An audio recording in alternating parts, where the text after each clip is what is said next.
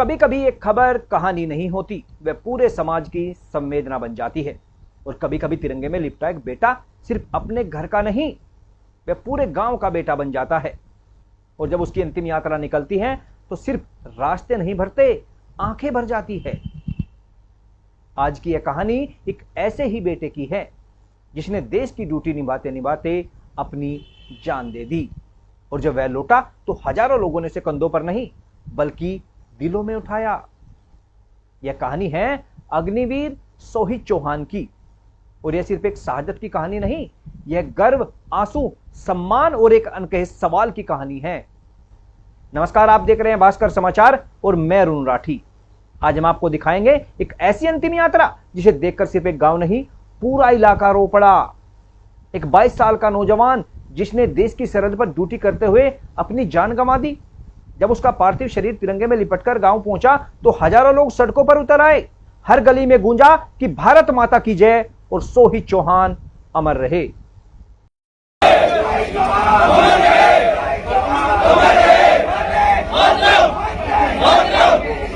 जिंदाबाद जिंदाबाद भारत माता की जय, भारत माता की जय, वंदे मातरम, वंदे मातरम, शहीद मातरम, मातरम, मातरम, भारत माता के, भारत माता के, वंदे मातरम, वंदे मातरम, वंदे मातरम, भारत माता के। लेकिन इस कहानी में सिर्फ शहादत नहीं, एक परिवार का टूटना, एक गांव का गर्व और एक ऐसा सवाल जो हर भारतीय के दिल में उठना चाहिए।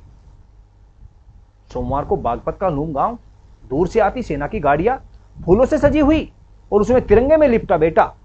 वह बेटा जो कुछ दिन पहले तक फोन पर घर वालों से हंसकर बात कर रहा था, लेकिन अब खामोश था। जैसे ही गाड़ी में गांव में दाखिल हुई, हजारों लोग उमड़ पड़े। किसी ने तिरंगा उठाया तो किसी ने फूल बरसाए और हर चेहरे पर एक ही भाव था, गर्व और गहरा दुख। शहादत की सबसे बड़ी कीमत परिवार चुकाता है। मां ने जैसे ही बेटे का शव देखा वह बेसुध हो गई। बहन बिलखती रही और पिता वह सिर्फ देखते रह गए। उनकी आंखों में आंसू थे लेकिन शब्द नहीं थे।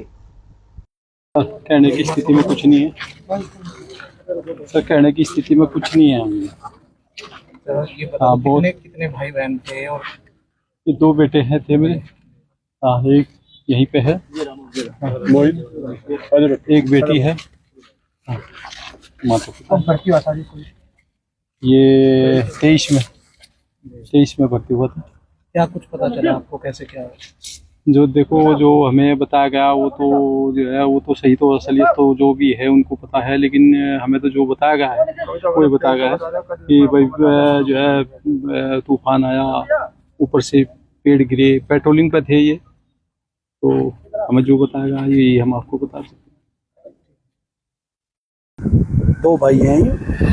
बड़े वाला यूपी पुलिस में, उसकी कल पास आउट हुई और इसको भी लगभग 1.25 साल के आसपास हो गया सर्विस में। पहली शायद पोस्टिंग थी इसकी।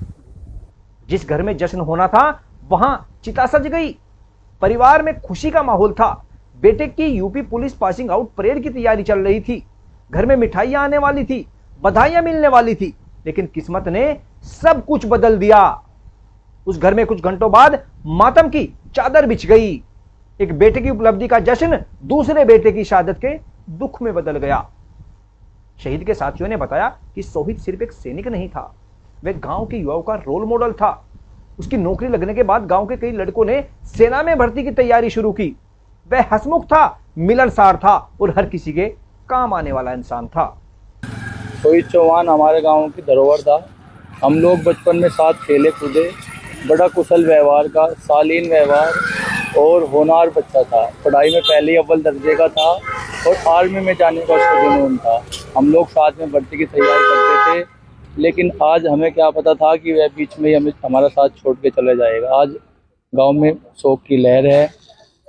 अग्निवीर में जब वो भर्ती हुआ था, एक युवाओं में प्रेरणा का स्रोत बना था और उसको देख के अनेक युवा भर्ती की तैयारी कर रहे थे। लेकिन परसों के दिन ऐसा एक अनहोनी हुई कि आज सोहित चौहान हमारे बीच में नहीं है, लेकिन कहीं ना कहीं वह युवाओं के लिए एक आदर्श बन गया और उसकी शहादत को हमेशा याद रखा जाएगा। शमशान घाट पर सेना के जवान कतार में खड़े थे। गार्ड और ऑनर दिया जा रहा था। हवाई फायर हुए। बड़े भाई ने मुखाग्नि दी और उस वक्त वहां मौजूद हर शख्स की आंखें नम हो गई थी, क्योंकि उस चिता पर सिर्फ एक शरीर नहीं, एक सपना जल रहा था।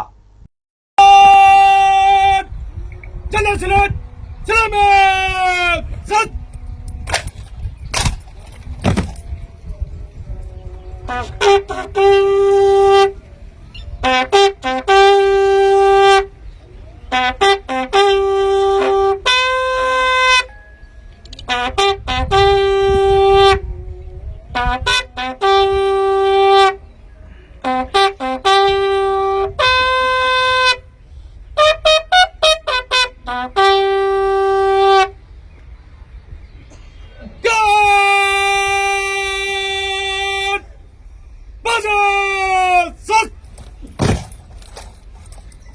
हमारा जवान साहब के भाई जो मस्जिद है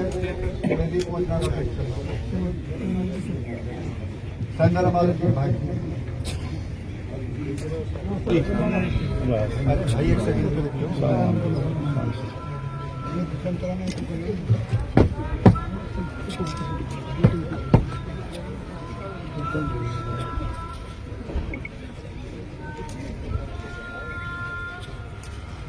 बागपत लोकसभा क्षेत्र के डॉक्टर राजकुमार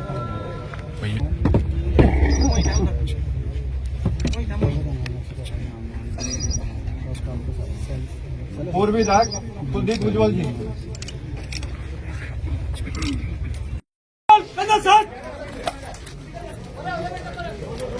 जब डिलीवर आरपीएम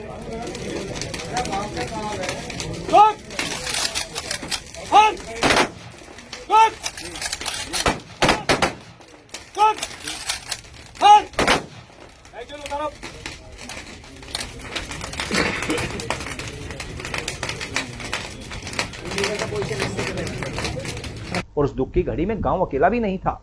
जनप्रतिनिधि पहुंचे, स्थानीय सांसद, स्थानीय विधायक, सामाजिक संगठन और भारतीय किसान यूनियन के राष्ट्रीय अध्यक्ष भी पहुंचे। उन्होंने परिवार को सांत्वना दी और कहा कि देश के लिए जान देने वालों का सम्मान सर्वोच्च होना चाहिए। हाँ, पता लगा हमें, तो हम कहीं भी इस तरह की हुआ हो जा तो बागपत जिले में वैसे कई जगह आ लिए हम, तो जो अपना घर परिवार छोड़ कर इस देश की सीमाओं पे देश की रक्षा के लिए हमारे जो बच्चे वे बॉर्डर पर जा रहे, फौज में भर्ती हो रहे और इस तरह की अपने प्राणों की आहुति उन्होंने दी, तो हमारा भी फर्ज बने उनकी इसमें शव यात्रा में शामिल हुए। और बड़ा दुख का वो माहौल है आज। पूरा क्षेत्र, सांसद जी, विधायक जी और क्षेत्र के सब जो जिम्मेदार आदमी हैं सब आ रहे हैं यहाँ से। आज जवान एक अग्निवीर था, इनके लिए क्या मांग था? नहीं, मांग तो जो एक फौजी के लिए जो जितने भी वो होते हो, जो हमारा भाई हमारे बीच नहीं रहा है, इस चीज़ का मेरे पर व्यक्तिगत आघात है। मैं भी खुद एक आर्मी का 38 साल की नौकरी किया, आर्टिलरी का हूँ मैं, एक IG। और जो एक हमारा अग्निवीर के नाम से हमारा कहकर कैसे लगता है कि जैसे हमारे को अपमान होता है। हम सैनिक हैं, हम उस कौम से आते हैं जिनको जाट कहते हैं, देश के लिए पैदा होते हैं, देश की रक्षा के लिए, दूसरों की जान बचाने के लिए अपने आप को कुर्बान करते हैं। ये अग्निवीर हटा जाए और 4 साल के अंदर जो 5 साल के अंदर ये अग्निवीर को सैनिक बनाते हैं, एक प्रकार से शोषण है। इसके लिए हमारे आर्मी कमांडो को ही स्टेप लेना चाहिए। लेकिन एक शब्द जो सोचने पर मजबूर करता है कि सोहित चौहान का पार्थिव शरीर जिस फूलों से सजी गाड़ी में गांव पहुंचा, उस पर लिखा था शहीद अग्निवीर सोहित चौहान। सवाल छोटा है लेकिन गहरा है।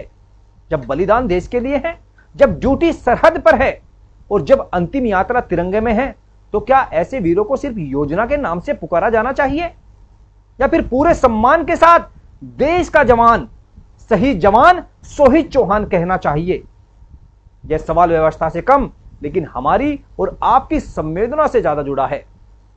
सोहित चौहान अभी दुनिया में नहीं है, लेकिन उनका नाम, उनकी शहादत और उनकी कहानी हर उस युवा के दिल में जिंदा रहेगी जो वर्दी पहनने का सपना देखता है। सोही चौहान अमर रहे और भारत माता की जय।